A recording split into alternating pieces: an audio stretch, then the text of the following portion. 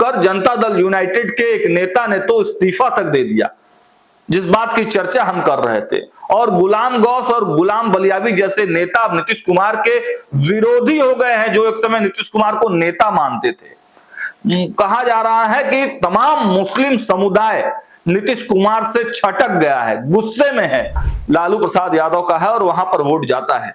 लेकिन मुस्लिम समुदाय की बात करें तो भारतीय जनता पार्टी में तो कम, लेकिन नीतीश कुमार के पास कुछ मात्रा में मुस्लिम समुदाय का वोट जाता था। ये आम जनमानस में है बिहार के।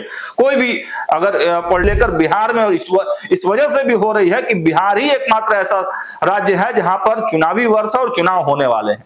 तो इसको लेकर हम सीधे चलते हैं आंकड़ों की तरफ। एक बार टाइटल की तरफ ध्यान से देखिए और थंबनेल की तरफ भी ध्यान से देखिए। मोदी के मास्टर स्ट्रोक से नीतीश की लगी लॉटरी, नीतीश कुमार की लॉटरी लग गई है। भले ही विपक्ष कुछ भी बोले, तमाम जनता दल यूनाइटेड के मुस्लिम नेता एक पर एक जनता दल यूनाइटेड छोड़ दें, बावजूद इसके हम कह रहे हैं नोरमा ग्रुप, जो सोचता है वो करता है, आपके अपने सपनों का आशियाना। नमस्कार, मैं हूं सागर कुमार, भारत लाइव देख रहे हैं आप। देखिए, एक स्पेशल रिपोर्ट लेकर हम आपके सामने आए हैं। बिहार में इन दिनों इस बात की चर्चा खूब हो रही है कि आखिर नीतीश कुमार को प्रधानमंत्री नरेंद्र मोदी ने ऐसा कौन सा मंत्र दे दिया है, ऐसा कौन सा घुट्टी पिला दिया है कि हर बात में नीतीश कुमार प्रधानमंत्री नरेंद्र मोदी के कसीदे पढ़ रहे हैं। हर बार प्रधानमंत्री और अमित शाह के सामने झुक जा रहे हैं नीतीश कुमार और हर चीज में प्रधानमंत्री नरेंद्र मोदी और भारतीय जनता पार्टी का समर्थन कर रहे हैं। देखिए, ये बातें हम नहीं कह रहे हैं, ये बातें विपक्ष कह रहा है और इसको लेकर खूब बयानबाजी हो रही है। मीसा भारती से लेकर तेजस्वी यादव तक सबको ये बोल चुका है, यहां तक कि कांग्रेस भी अब खुलकर बोल रहा है कि नीतीश कुमार अब पूरी तरह से नीतीश कुमार का भगवाकरण हो चुका है। तेजस्वी यादव ने अब से थोड़ी देर पहले बयान दिया कि अब जदयू का भाजपा में विलय हो गया है। आखिर ये बातें क्यों कही जा रही है, क्या ऐसा हो गया? तो आप देख रहे हैं कि वक्फ वाला मामला ही चारों तरफ से जो नीतीश कुमार को घेरे हुए है, चाहे आम मुसलमान हो या फिर जनता दल यूनाइटेड के मुस्लिम नेता हो, वो भी नीतीश कुमार को घेर रहे हैं। कल जिस प्रकार से सदन में ललन सिंह गरजे, ललन सिंह ने वो बातें कही बिल के समर्थन में, उससे आहत होकर जनता दल यूनाइटेड के एक नेता ने तो इस्तीफा तक दे दिया, जिस बात की चर्चा हम कर रहे थे। और गुलाम गौस और गुलाम बलियावी जैसे नेता अब नीतीश कुमार के विरोधी हो गए हैं, जो एक समय नीतीश कुमार को नेता मानते थे। कहा जा रहा है कि तमाम मुस्लिम समुदाय नीतीश कुमार से छटक गया है, गुस्से में है। दावते इफ्तार का आयोजन किया गया था सीएम आवास में, उसके लिए भी विरोध किया गया और इस प्रकार का माहौल बनाया जा रहा है कि अब नीतीश कुमार से और एनडीए गठबंधन से मुस्लिम समाज पूरी तरह से छटक गया है। और वहीं तेजस्वी यादव बैठक पर बैठक कर रहे हैं और इस बात से खुश हो रहे हैं कि चलो ये तो अच्छा ही हुआ कि माई समीकरण मेरा और मजबूत हो गया। माई समीकरण मतलब मुस्लिम और यादव। तो देखिए, यादव और मुस्लिम की बात करें तो यादव समुदाय तो सच बात है एक छत्र राज लालू प्रसाद यादव का है और वहां पर वोट जाता है। लेकिन मुस्लिम समुदाय की बात करें तो भारतीय जनता पार्टी में तो कम, लेकिन नीतीश कुमार के पास कुछ मात्रा में मुस्लिम समुदाय का वोट जाता था। ये आम जनमानस में है बिहार के। कोई भी अगर पॉलिटिकल लोगों से बात करेंगे तो आपको यही बताएंगे। लेकिन अब पूरे वक्फ वाले मामले से ये माहौल क्रिएट कर दिया गया है कि नीतीश कुमार अब पूरी तरह से मुसलमानों से अलग हो चुके हैं। एक भी मुसलमान अब नीतीश कुमार को वोट नहीं देगा। तो देखिए, ये बातें जो नेता कह रहे हैं, ये बातें जो विश्लेषक कह रहे हैं, वो सरासर झूठ कह रहे हैं। और जो ये बातें विपक्ष अगर कह रहा है तो ये और भी ज्यादा हास्यास्पद है। जिस बात को लेकर मन ही मन विपक्ष खुश हो रहा है कि चलो मेरा माई समीकरण और मजबूत हो गया, मुसलमानों का सीधा सीधा वोट हमारे पाले में आ गया। तो हम इस रिपोर्ट के जरिए आज बताना चाहते हैं कि आखिर मुसलमानों का वोट किसके पाले में जाने वाला है। आखिर मुसलमानों की चर्चा जब पूरे देश से लेकर बिहार में इस वजह से भी हो रही है कि बिहार ही एकमात्र ऐसा राज्य है जहां पर चुनावी वर्ष और चुनाव होने वाले हैं, तो इसको लेकर हम सीधे चलते हैं आंकड़ों की तरफ। एक बार टाइटल की तरफ ध्यान से देखिए और थंबनेल की तरफ भी ध्यान से देखिए। मोदी के मास्टर स्ट्रोक से नीतीश की लगी लॉटरी, नीतीश कुमार की लॉटरी लग गई है। भले ही विपक्ष कुछ भी बोले, तमाम जनता दल यूनाइटेड के मुस्लिम नेता एक पर एक जनता दल यूनाइटेड छोड़ दें, बावजूद इसके हम कह रहे हैं कि नीतीश कुमार की लॉटरी लग गई है। और ये फल क्यों मिला है? क्योंकि नीतीश कुमार ने पूरी तरह से झुककर प्रधानमंत्री नरेंद्र मोदी का समर्थन कर दिया है। एक एक चीज बताएंगे, अंत तक हमारे साथ बने रहिएगा और सबूत के साथ बताएंगे। चलिए सीधे चलते हैं, अब थोड़ा सा इस डेटा के तरफ ध्यान दीजिए। देखिए बिहार की कुल मुस्लिम आबादी कितनी है? 2.31 करोड़, मतलब 2.31 मतलब 2.5 करोड़ से थोड़ा सा कम, ये ताजा जो सर्वेक्षण हुआ है उसके अनुसार है। और उसमें अगर पसमानदा मुसलमानों की बात करें तो पसमानदा मुसलमानों का प्रतिशत है 73%।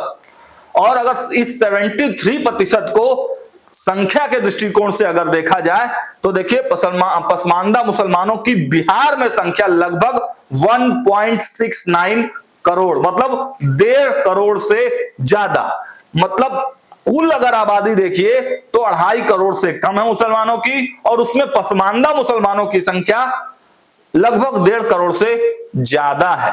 मतलब 73% मुसलमान जो है वो कुल मुसलमानों में पसमानदा मुसलमान है। इस बात को याद रखिएगा। आगे बढ़ते हैं। अब देखिए जो एआई के माध्यम से हमने कुछ डेटा निकाला है उसके बारे में हम आपको दिखाना चाहेंगे। देखिए वक्फ संशोधन विधेयक 2024 में पसमानदा मुसलमानों को कुछ खास अधिकार और प्रतिनिधित्व देने का प्रावधान किया गया है, जो उनकी सामाजिक आर्थिक स्थिति को बेहतर करने और वक्फ बोर्ड में उनकी भागीदारी सुनिश्चित करने के उद्देश्य से है। अब इस बिल में पसमानदा मुसलमानों को मिलने वाले प्रमुख अधिकार और प्रावधानों की जानकारी।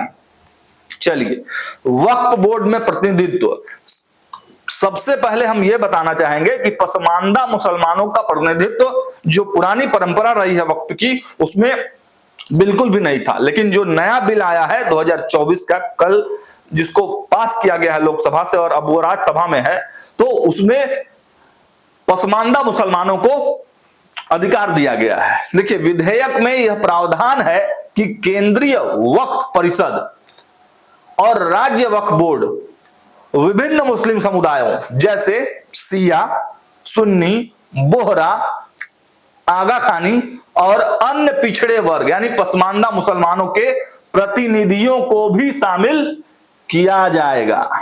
इसका मतलब है कि पसमानदा मुसलमानों जो सामाजिक और आर्थिक रूप से पिछड़े हैं उनको भी अब बोर्ड में अपनी आवाज उठाने का मौका मिलेगा।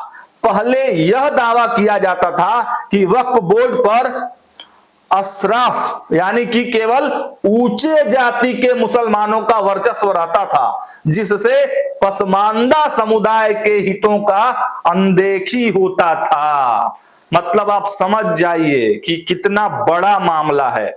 वक्फ मामला में जो हाय तौबा तमाम मुस्लिम संगठन और मुस्लिम नेता बना रहे हैं, उनको यह भी बताना चाहिए कि आज तक उस बोर्ड में पसमानदा मुसलमानों को जगह क्यों नहीं दिया गया, और इस ताजा बिल में पसमानदा मुसलमानों को जगह दिया गया है। और उसी के कारण पसमानदा मुसलमान अब पूरी तरह से मुख्यमंत्री नीतीश कुमार के पाले में आ गए हैं। आगे बढ़ते हैं, थोड़ा और गहन जानकारी आपको देते हैं। चलिए अब देखिए केवल बोर्ड में ही जगह नहीं मिला है, संपत्ति के प्रबंधन और पारदर्शिता में भी लाभ मिलेगा उन तमाम समुदाय के मुसलमानों को। विधेयक का उद्देश्य वक्फ संपत्तियों के प्रबंधन में पारदर्शिता लाना है, जैसे डिजिटलाइजेशन, केंद्रीय पोर्टल पर पंजीकरण और संपत्तियों का सही मूल्यांकन। इससे पसमानदा मुसलमानों सहित गरीब और जरूरतमंद मुस्लिम समुदायों को वक्फ संपत्तियों से होने वाली आय का लाभ मिल सकेगा, जैसे शिक्षा, स्वास्थ्य और कल्याणकारी योजनाओं के लिए। सरकार का कहना है कि पहले वक्फ की आय का बड़ा हिस्सा कुछ खास लोगों तक सीमित रहता था, लेकिन अब इसे व्यापक समुदाय खासकर पसमानदा मुसलमानों तक पहुंचाने की कोशिश की जाएगी। अब इसमें यह बात समझिए, पसमानदा मुसलमान की बात क्यों किया जा रहा है, यहां पर क्यों कहा जा रहा है कि ये उनके तक भी जाएगा, क्योंकि पहले जो बिल था उसमें पसमानदा मुसलमान के कोई भी लोग नहीं रहते थे उस बोर्ड में। जब उस बोर्ड में ही नहीं है उस समुदाय के लोग, तो उस समुदाय के लिए क्या काम होगा, कैसे काम होगा। लेकिन अब जब नए बिल में पसमानदा मुसलमानों को जगह दिया जाएगा तो वो अपने समाज के लिए भी काम करेंगे, और जो वक्फ की संपत्तियां हैं, जो उनसे आय आएगी, उस आय से आम गरीब मुसलमानों यानी पसमानदा मुसलमानों के बच्चों तक भी वो लाभ जाएगा, और सीधे सीधे वो पसमानदा मुसलमान सरकार के पक्ष में जाएंगे। चलिए थोड़ा सा और आगे बढ़ते हैं।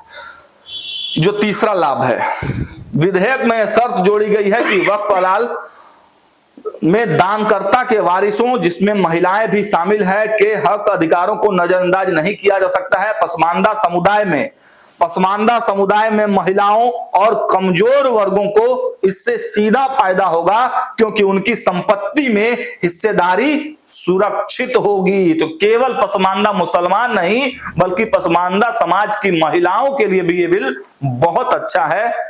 अब हम ये बताएं कि ये डेटा और ये जो आप देख पा रहे हैं, ये हमने नहीं लिखा है, ये एआई के माध्यम से निकाला हुआ डेटा है, आप भी देख सकते हैं। हम बस एनालिसिस करके आपको ये बातें बता रहे हैं। चलिए आगे कुछ और लाभ दिए हुए हैं, जल्दी जल्दी हम इसको बता देते हैं। भ्रष्टाचार और अतिक्रमण से सुरक्षा, विधेयक में कलेक्टर या ऊंचे पद के अधिकारी को विवादित संपत्तियों की जांच का अधिकार दिया गया है। इससे पसमानदा मुसलमानों की उन संपत्तियों को बचाने में मदद मिलेगा जो पहले अतिक्रमण या गलत दावों के कारण खो जाती थी। इसका फायदा उन गरीब मुस्लिम समुदायों को होगा जो इन संपत्तियों पर निर्भर हैं। आगे बढ़ते हैं। पसमानदा मुसलमान, जो भारत में मुस्लिम आबादी का बड़ा हिस्सा, लगभग 73% बिहार में इसकी आबादी 73% है। अब तक वक्फ बोर्ड के फैसलों और संसाधनों, थोड़ा ध्यान से इसको देखिएगा, अब तक वक्फ बोर्ड के फैसलों और संसाधनों से वंचित रहे हैं ये पसमानदा समाज के लोग। इस विधेयक के जरिए उनकी भागीदारी बढ़ाने की कोशिश की गई है, ताकि वे मुख्य धारा में शामिल हो सके और अपने समुदाय की बेहतरी के लिए काम कर सकें। अब देखिए, ये बातें आप समझ गए कि अब तक पसमानदा समाज के जो मुसलमान हैं वो मुख्य धारा में शामिल नहीं हो पा रहे थे, क्योंकि वक्फ बोर्ड जिसका इतना हल्ला हंगामा किया जा रहा है, मुसलमान समाज के जो तमाम संगठन है, जो ठेकेदार कहे जाते हैं अपने आप को, वो चीख चीख कर चिल्ला चिल्ला कर कह रहे हैं कि वक्फ में ऐसा संशोधन किया जा रहा है कि खत्म हो जाएगा हमारा सब कुछ। तो भैया, पसमानदा मुसलमानों को क्यों नहीं आपने आज तक जगह दिया था, और जब ये सरकार देने का प्रयास कर रही है तो फिर वो हंगामा क्यों हो रहा है। तो देखिए, मुख्य धारा में भी मतलब पसमानदा मुसलमान जो अपने आप को पिछड़ा महसूस करता था, जो जिसकी आय काफी कम थी, उसको मुख्य धारा में लाने का भी प्रयास इस बिल के माध्यम से किया जा रहा है। अब देखिए, सरकार और समर्थकों का दायरा, इसको भी पढ़ देते हैं। सरकार और विधेयक के समर्थक, जैसे ऑल इंडिया पसमानदा महाज एक संगठन है पसमानदा मुसलमानों का, उसका कहना है कि यह बिल भ्रष्टाचार को खत्म करेगा और पसमानदा मुसलमानों, गरीबों और विधवाओं को वक्फ संपत्तियों का असली लाभ पहुंचाएगा। उनका तर्क है कि पहले वक्फ बोर्डों का नियंत्रण कुछ प्रभावशाली लोगों के पास था, लेकिन अब ये समावेशी होगा। ठीक है, थोड़ा सा और आगे बढ़ते हैं। अब हम आपको यह बताने जा रहे हैं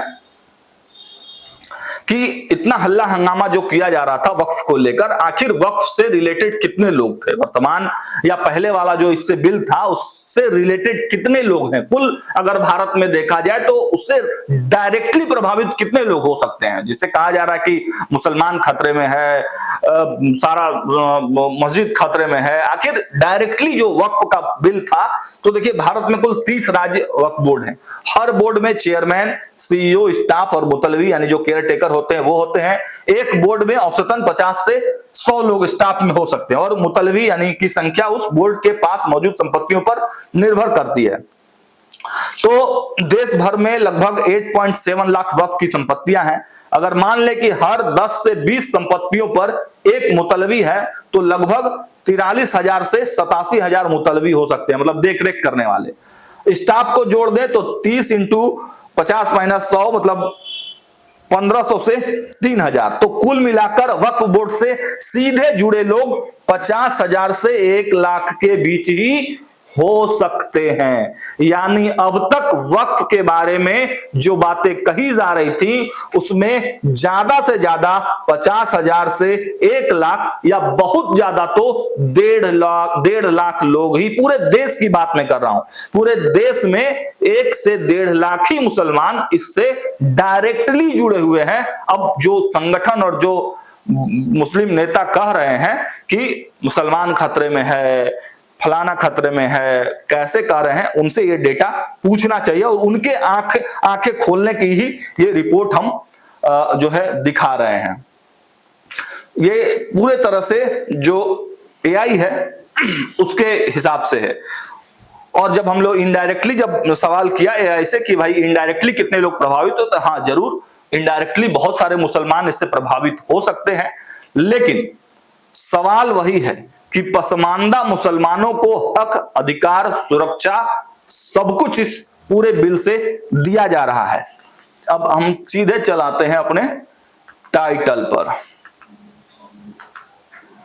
मोदी के मास्टर स्ट्रोक से नीतीश की लगी लॉटरी। अब आपको थोड़ा बहुत समझ में आ गया होगा कि आखिर नरेंद्र मोदी की सरकार ने, अमित शाह और नरेंद्र मोदी की जोड़ी ने क्या कुछ कमाल किया है और कैसे मास्टर स्ट्रोक चल के नीतीश कुमार की लॉटरी लगा दी है। जिन पसमानदा मुसलमानों के लिए ये बिल उनको हक और अधिकार दिलाने वाला है, उनको मुख्य धारा में लाने वाला है, तो क्या वो पसमानदा मुसलमान एनडीए की सरकार को या फिर नीतीश कुमार को डायरेक्टली प्रभावित नहीं करेगा, डायरेक्टली वोट नहीं करेगा?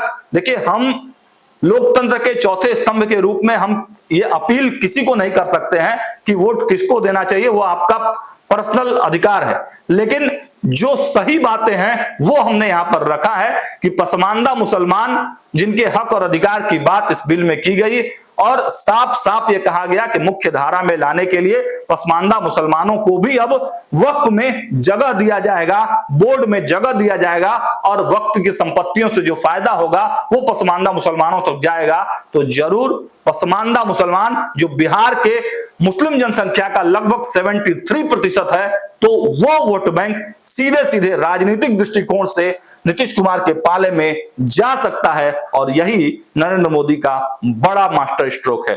नरेंद्र मोदी ने अपना मास्टर स्ट्रोक तो चल दिया है, लेकिन अब जनता दल यूनाइटेड के अंदर बैठे हुए कुछ मुस्लिम नेता आखिर क्यों एक पर एक इस्तीफा दे रहे हैं, इसकी भी पड़ताल करेंगे और आप तक दिखाएंगे। देखते रहिए भारत लाइव। बहुत बहुत धन्यवाद। कमेंट बॉक्स खुला हुआ है, अपनी प्रतिक्रिया जरूर दें।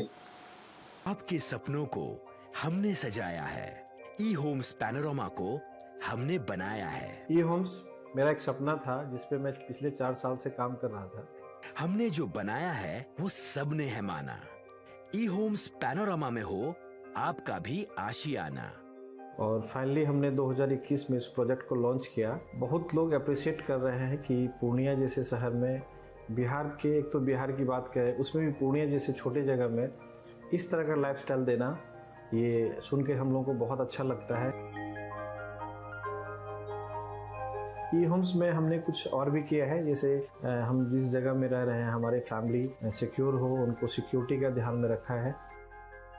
आपकी सुविधा और सुरक्षा आपके लिए खास है, ये आपका विश्वास है। इसमें आर्टिफिशियल इंटेलिजेंस का 7 लेयर सिक्योरिटी का हमने इस्तेमाल किया है। लस ग्रीन कैंपस को बनाया है, यदि हमारा बाउंड्री वाल है तो वो वर्टिकल गार्डन है।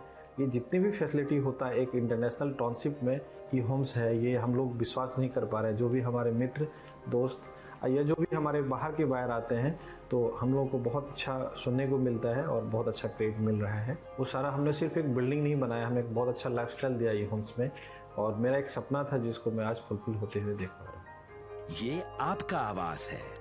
ई होम्स पैनोरामा में अब आपका निवास है। E homes Panorama, luxurious lifestyle redefined. Panorama group, जो सोचता है वो करता है। अगर ये वीडियो पसंद आई और वह बिहार के राजनीति और बिहारियत से सरोकार रखेनी तो सब्सक्राइब बटन दबा के चैनल के सब्सक्राइब कर ली। ओजे एगो घंटी बा, ओकरा बटन दबा देला से कुल सटीक और मारक खबर रुआ मुफ्त में मिल जाई। अगर रुआ पत्रकारिता के हमनी के नया प्रयोग में सहयोग कर चाहतानी तो ज्वाइन बटन दबा दी। पेटीएम नंबर नोट कर ली 938681